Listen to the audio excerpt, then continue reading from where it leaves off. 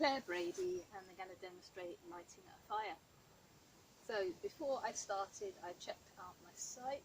So I've got plenty of space. My ground is nice and wet. I've cleared my ground as well, so I've got nice bare earth here. Nothing, no leaf litter on the top to catch fire. Also, my soil type is fine for using here. If I was at work, I wouldn't use this because I've got peaty soil and that could catch fire. So I'd use my fireball. So looking around me, I haven't got any trees really nearby. I've got nothing overhead that's going to catch. So we're all good. So my fire materials, I've got these twiggy bits.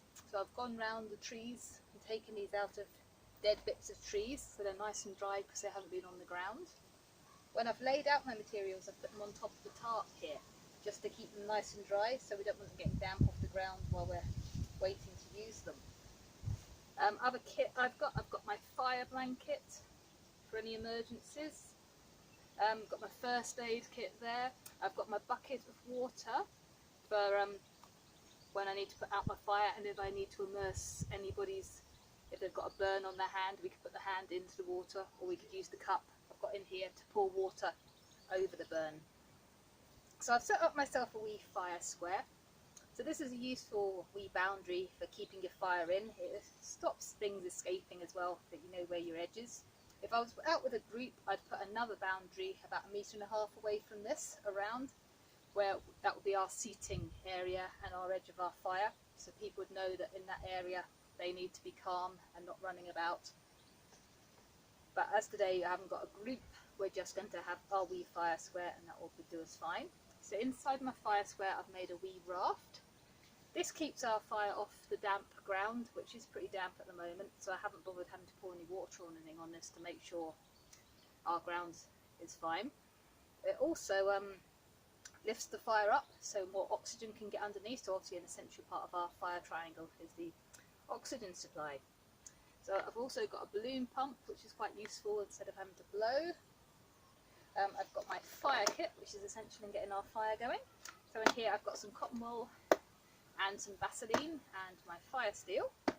So I'm going to get these out. So I keep them in a box just to keep everything nice and dry. Also the things in here are quite flammable, so we don't want them getting out and about.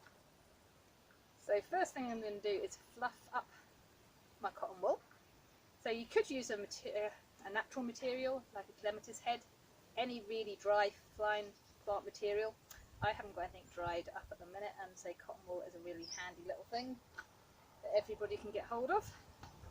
So here's my Vaseline. I'm going to get a decent scoop.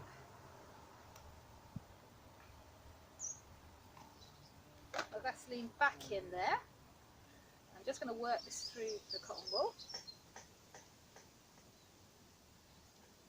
So it's just more surface area with the Vaseline on.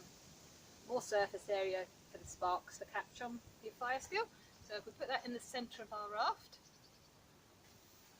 and I'll get out my fire steel ready. I'm going to put my lid on the box for now. As I say, the things in here are quite flammable. We don't want them going up before we don't want them to.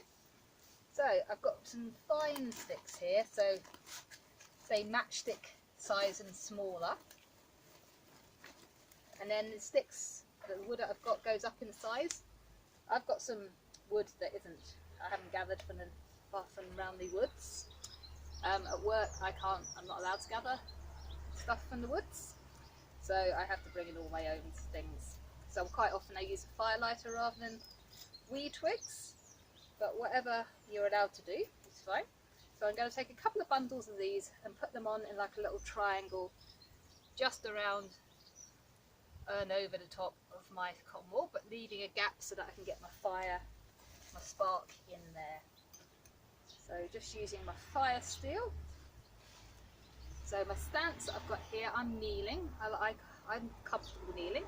Some people like to have up one leg up, which is quite nice and stable, and also allows you to get away nice and quickly.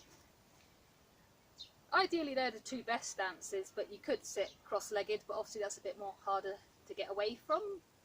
But I say just keep an eye out on your fire and the size of it. If you're having a small fire, it shouldn't be getting out of control, and you shouldn't be needing to get away really quickly. So So that's me alight there. I'm going to put my fire steel back in the box.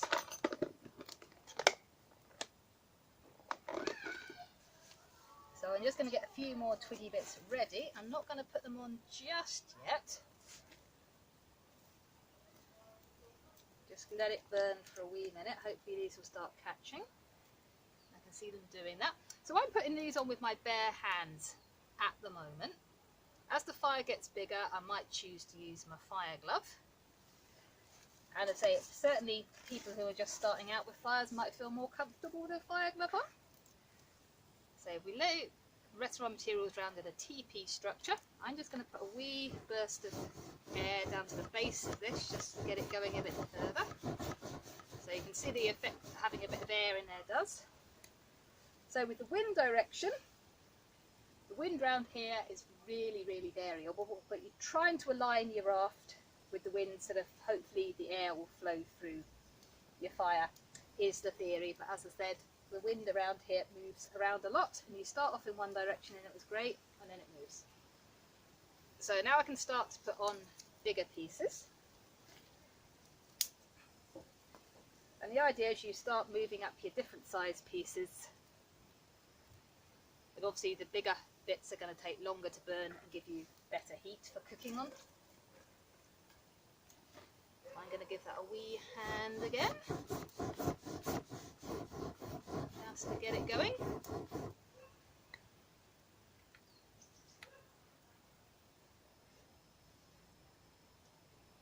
So my wood is a little damp, which is why we're getting a bit more smoke than is ideal off it, but it will be okay. So I've got a bit of a breeze picking up there now, so you can see how that's carrying the fire and getting more flames. So that's one to watch out with the wind. I say having this nice safe stance, I can move away quickly in case flames get up. So it's a consideration to take on, especially on a windy day, that you might want to expand your fire square, which is great with something like this because it can easily be moved. Quite often I use a rope, which is good as well because I say easily changeable. I say if the conditions go that you need to make something a bit bigger, that's not a problem. So I'm making quite a long shaped fire here, which would be good for cooking on later. It's quite a nice, sweet, tidy shape. So gradually today is just working up through my different shaped sticks. So just keep on tidying little bits in, because as I say, your fire might move a little bit with the wind direction.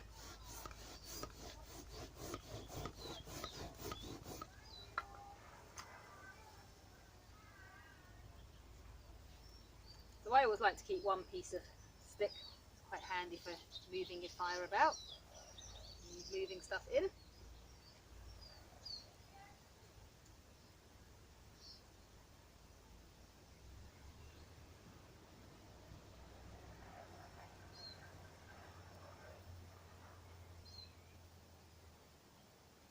So if the wind does change as well, obviously smoke's not very nice in your face. Move your group round the other side of the fire. So generally I wouldn't put a group all the way around the fire because of the wind and the smoke. Unless it's not windy and it's going straight up, somebody's going to end up with smoke in their face, which isn't very pleasant and is not very good for you. So I'm going to put a few more bits on.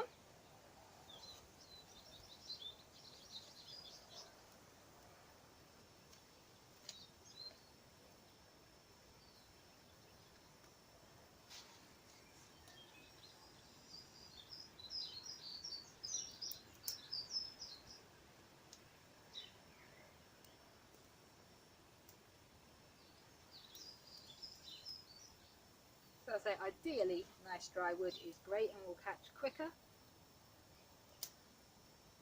But I say once your fire's got going, if your wood's a bit damp, it won't cause major problems.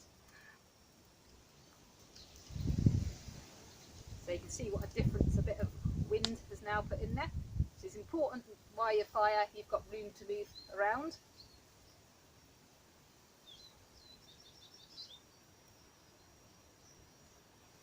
So I'm going to start to put a few more pieces on here. So this is some shop bought kindling.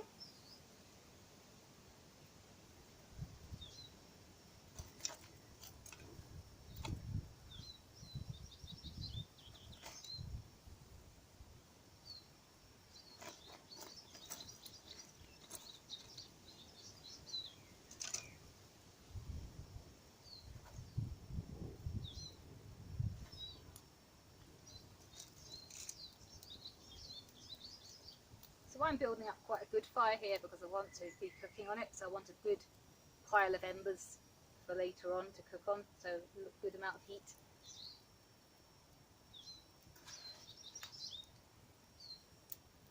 I say now I'm beginning to think I might want to start using my fire glove because it's getting pretty hot and the flames are getting bigger.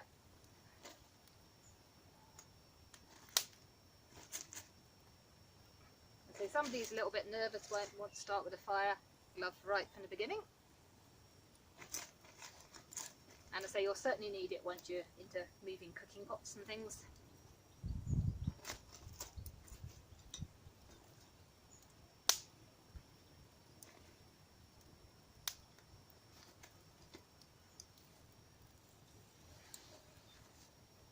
So I'm now going to put a couple of bigger bits on which will burn for longer and give us some good coals.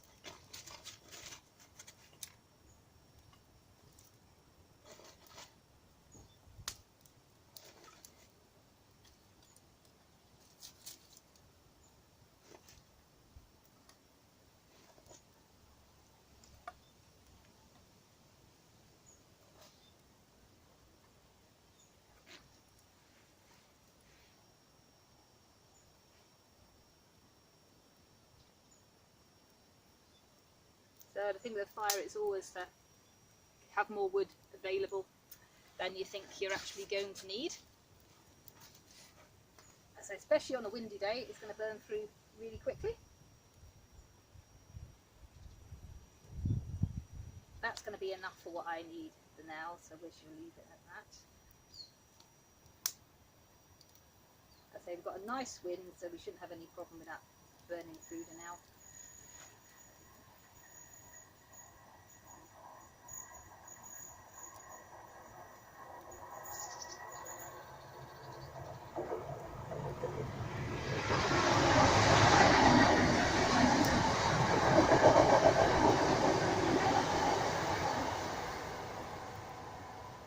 A wee thing I didn't mention earlier, didn't chat through my clothing. So I've done up the zip. If I had anything else baggy, I'd make sure, say if I had flappy sleeves, I'd make sure they were tied in, so I could just use a piece of string or something. As I meant, essentially, my hair is tied back, so we don't want anything flapping. If I lean over into the fire, we don't want anything dangling and catching.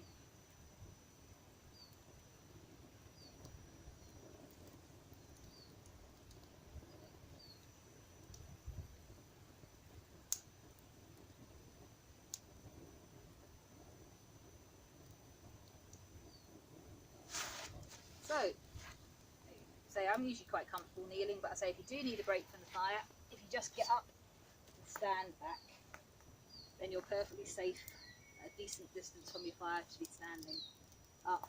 It's certainly something to encourage with your learners. But if they do want to move, to step outside your fire circles where they will be safe.